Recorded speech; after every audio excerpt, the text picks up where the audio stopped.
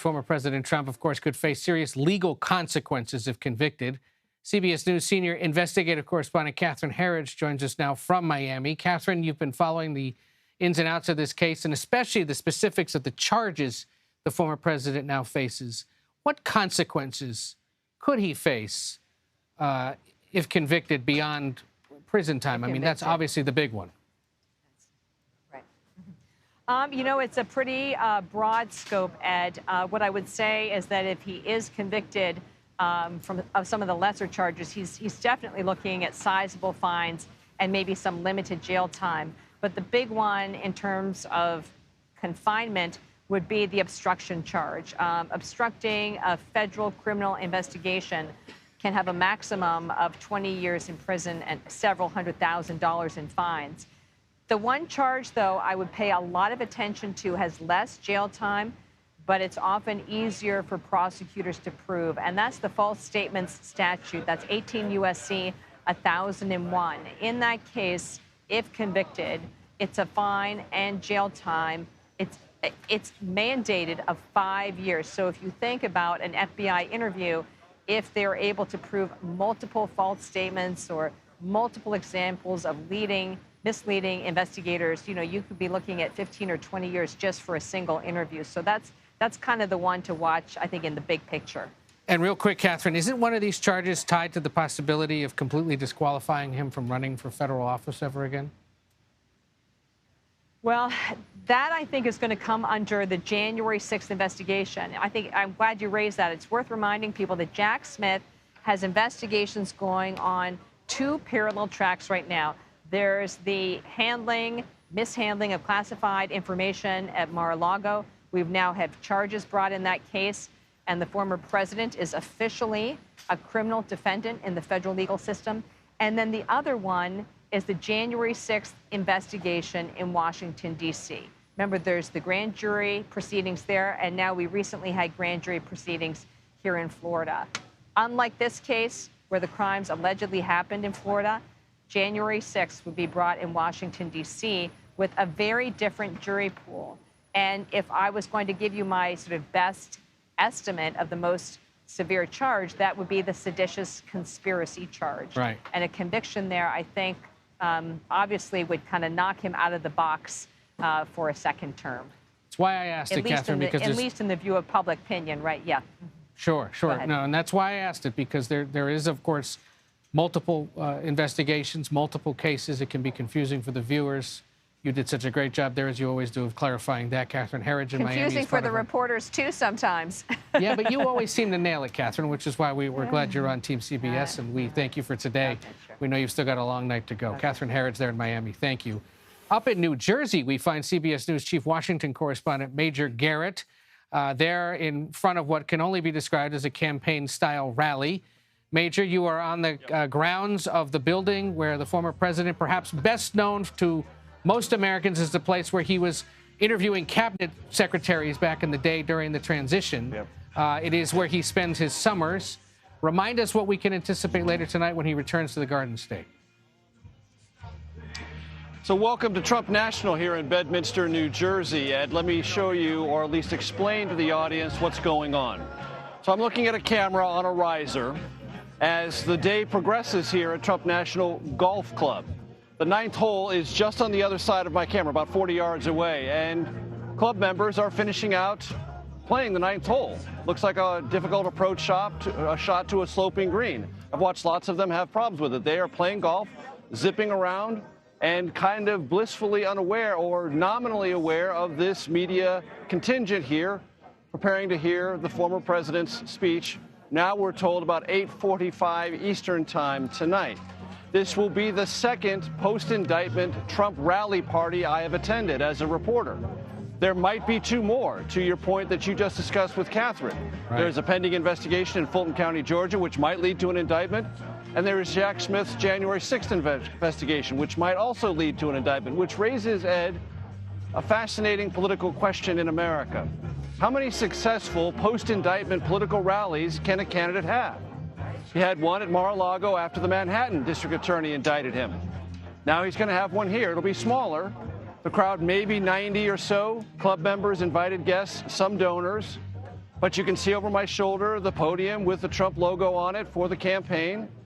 The goal, I'm told by those close to the campaign, is to raise about $2 million tonight, which, as you know, is not a fulsome amount, but it's not nothing. It's a way to say, hey, even in this moment of extremis, this moment of trauma for the country and for the defendant in this case, the former president of the United States, he still has a political following and he can still raise money. Now, the money raising is interesting because, as anyone who knows anything about the Trump campaign realizes, the money just doesn't go for the campaign. The money also pays for legal teams, which are still being assembled in Miami, and the legal bills continue to mount. So this is a legal and political scenario right up against one another, and tonight's remarks, if Trump follows his pattern, and there is no reason for me to believe he won't, will be full of grievance to suggest that these indictments, like the Manhattan case, were brought for political reasons only, not because of his behavior, not because of the facts and the law, but because he is the leading candidate for the Republican nomination in 2024. And with that comes a kind of argument from the Trump campaign, which follows as this. Because he's a candidate, because he's running, and because he's the front runner, he simply cannot be indicted. Because if he is, it is by its very nature political. That's the kind of insulation the former president would like to convey to his supporters and the rest of the country. It is an insulation that might have political relevance for this coming month and months to come. It will have no relevance in a court of law. Major Garrett there at Bedminster, New Jersey, where the former president will speak later tonight, fighting the dulcet tones of Elton John and Snoop Dogg. We appreciate it, and we'll talk to you as the evening progresses. CBS News chief political analyst John Dickerson joins us now. He, of course, also the host of Primetime with John Dickerson on this very network. John, you've written a few books on the history of the presidency and campaigning for president, so what better person to talk to than you? In the history of the presidency, are there any moments that mirror what's happening right now to Donald Trump? No, I mean, nothing close. And that's not just because it's the first former president to have a federal indictment. But it's also because what usually has happened, I mean, the closest analog would be Richard Nixon. And the story of Richard Nixon's departure, it was when his party abandoned him, when it got too hot, when that smoking gun tape was found. And the senior members of his party, including Senator Barry Goldwater, went to him and said, "You've lost my vote." We've seen that kind of political adhesion before to presidents during impeachments and that kind of thing. But this is now a president who's not in office. They don't have to reelect former President Trump, but he has the adhesion of his party as if he were an incumbent facing impeachment, and they're going to do everything they can to hold on to the office. So it's both the fact that this has never happened before in history, but also the fact that you have that political adhesion taking place for somebody who's not actually currently in office. You know, imagine a senator coming to him now saying, "You've lost my vote," and Trump would probably tell him, "Go stick it where the sun don't shine," or something. So yes, that speaks to how things have changed so much. You know, our new poll out this week shows 62% of Republican voters think the former president could beat the current president, Joe Biden, in 2024.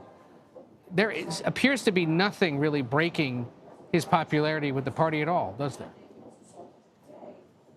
No, I mean, the numbers inside of that poll in all the different ways, you know, that you look at. I mean, you imagine if there were a question where you polled people who said they didn't want a president named Donald, that he would be leading in that group of voters as well. He has pretty much across the board strength, and it's impervious to all the slings and arrows he's faced, but also to things like when you ask voters, what do you want the candidates to talk about? He's not talking about any of those things, and yet he is the far and away top choice. He's also the top choice of those who are considering other candidates.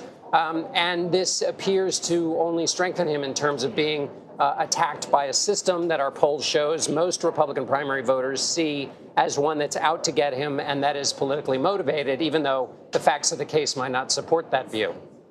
And yet, quickly, former House Speaker Paul Ryan earlier today on CBS Mornings said the former president's not electable. I mean, so even if Republicans support him, Ryan is reminding at least his party they face a real challenge in that general election, right? The the tighter the party clings to former President Trump, the more it makes it likely they will elect somebody who has vulnerabilities in the general election. He lost in 2020. His candidates didn't do very well in 2022. And if you look at the indictment as a political document, not a legal one, it gives you a window into how a president would handle the most sensitive aspects of U.S. national security. And then the voters have to decide, do they want to do that again? Do they want to have that same person with those most sensitive elements of U.S. national security for 4 more years? That's a tough argument in a general election. But that's not the election that Republicans are wrestling with right now. No, it's not. John Dickerson there in Miami. We thank you for your historical perspective. We'll talk to you soon.